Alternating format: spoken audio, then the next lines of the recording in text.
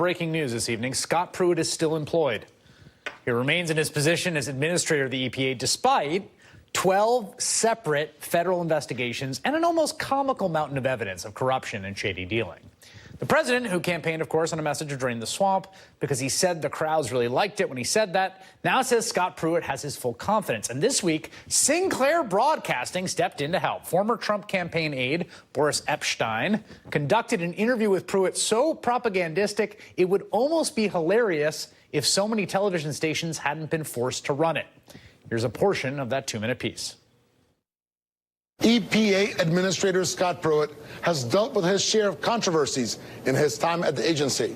The criticisms have centered on issues such as pay raises for his subordinates and alleged misuse of taxpayer funds to pay for travel and security. Here's what Administrator Pruitt had to say. Well, look, I care so much about taxpayer money. It's what I've done historically when I served at the state level. It's important that it's served in this capacity, that everyone is a good steward of taxpayer money. But these distractions, these issues that we've dealt with, largely, I think, have emanated from the great work that we've been doing. So I'm trying to learn from this process and make sure that the agency applies different checks and balances in the future, but continue to focus on getting results at the same time. So you're making some of those changes to make sure that there's more oversight. Absolutely, and we should. Here's the bottom line. Scott Pruitt is standing strong in his job. You got that, everyone? According to Media Matters, the interview was aired in 2 short segments. The first ran at least 35 of Sinclair's local TV stations in at least 20 states. The second segment will also be shown on Sinclair stations around the country.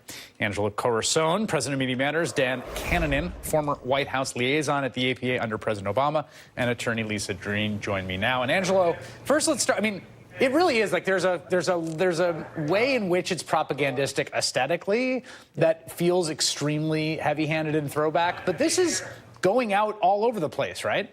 That's exactly right. I mean, that's why, I think everyone should beware of Sinclair, because of the reality is that most people still trust their local news. And so it's really insidious when they're out there running segments like that. The consumers of it in particular are not assuming that Boris Epshteyn is somehow connected to the Trump campaign. And in many ways, that could actually be their first exposure to Scott Pruitt, or their most significant exposure to Scott Pruitt's sort of long history of scandals. And that's why it's so insidious and damaging.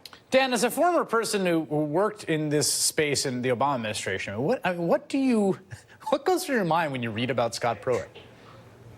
Well, I wish I could say it was surprising when there's $1,500 fountain pens and, staying at a lobbyist home, but it's par for the course for Scott Pruitt in this administration. But what's really terrifying, not just about the Sinclair piece, but about the fact that AP reporters were kicked out of a safe drinking water summit while these pay raises that were mentioned in that story were given to employees who were supposed to be experts in the field, positions given to the EPA as part of the Safe Drinking Water Act, and instead they're used to give $30,000 and $40,000 raises for his folks from Oklahoma because he wants to reward his political people to help him advance his own political agenda and career. It's pretty troubling when Flint drinking water is still not available and safe now. To Dan's point, the mention of the fountain pens, there's another FOIA request and unearthed 12 silver fountain pens and personalized journals that came in at the low price of $1,560 for the 12 fountain pens. It's about $130 a pop. I'm not doing that in my head. I wrote that down. There's also, Lisa, it seems to me, there's a connection between the president and Pruitt, and that Pruitt is kind of a mini Trump in this respect. What Trump is showing is that if you're shameless enough and you just stay at it, political, legal, and media problems can just be staved off. If you repeat your message often enough to a friendly outlet, the truth starts to dissipate. But I'll tell you something about the pens, right? They're $1,300 pens, and you might think, as I do, what a waste of taxpayer money. But what Pruitt could use them for really ably is to hand them to his friends, like the lobbyist whose wife rented him the apartment, who needed to, his firm needed to update his disclosure forms, because in fact he had lobbied the EPA. Right. Take a pen and write that down. Or the staffer who Pruitt arguably ought to pay for working on government time, your taxpayer dollars and mine, to help him with real estate. And 3 senators have now asked the inspector general to take a look into that. So, pens are more practical than you might think. Well, yes, he should hand it to Stephen Hart. By the way, this came out today that Stephen Hart, whose wife notoriously rented a condo to EPA Administrator Scott Pruitt, and who said no business before the agency, no business before the agency, no business before the agency, swore up and down. Everyone swore up and down. Everyone told us. They released statement after statement after statement saying no business. Well, guess what? You'll never guess what? They had business before the agency. Scott Pruitt, they lobbied the agency for 3 clients last year, apparently contradicting his claim he hadn't represented clients at the EPA during the Trump administration. And Angelo, a la Trump, who has not given an interview to a non-friendly outlet since Lester Holt, Pruitt never has to answer a question on that because he will only go to friendly outlets. And exactly it. And that actually underscores not only how corrupt Scott Pruitt is, but just how propagandistic this Sinclair segment was. Because to your point, in his first year, Scott Pruitt did 16 interviews with Fox News.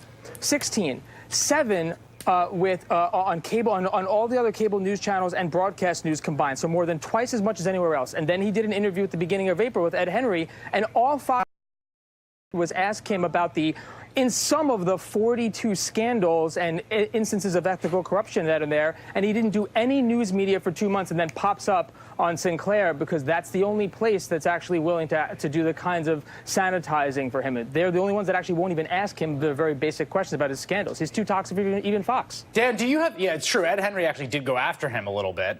Yeah. Dan, do you have faith, there's a bunch of these investigations, there's some happening in the congressional level and some at the IG's office. It's clearly that the people in the building have turned against him. Do you have faith that we'll see some accountability?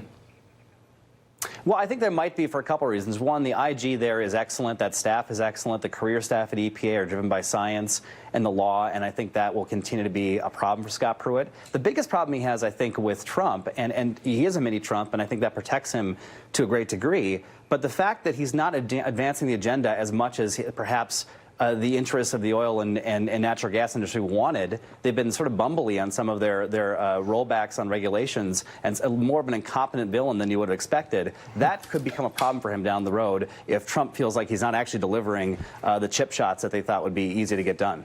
Yeah, I mean, and there's something about quantity, Chris, isn't there? For all of Pruitt's attempt to be a mini-Trump, scandal caused by left-wing attention to now outdated, unnecessary regulations that would protect our environment, because as he also points out in the propagandistic interview, we're doing a great job protecting the environment and spending taxpayer money wisely. 12 investigations is not beanball, right? And it's not just the IG, but Congress in its own way is sticking on the plan. These 3 senators who now want to look at the staffers' use of government time. The drumbeat's continuing. Yeah, and I also think that there's possible legal exposure in some of the disclosure forms on the lobbyist side, which may also catch up to him. I will say that to cap off this day, that there's now a plan circulating in the Trump administration, actually comes out of the Department of Energy, to mandate the government to buy energy from coal companies to keep them afloat, to bail out coal, like Solyndra for coal, basically, that is possibly going forward, which is basically the apotheosis of all the kind of policy rationales that someone like Scott Pruitt still has the job he has. Angelo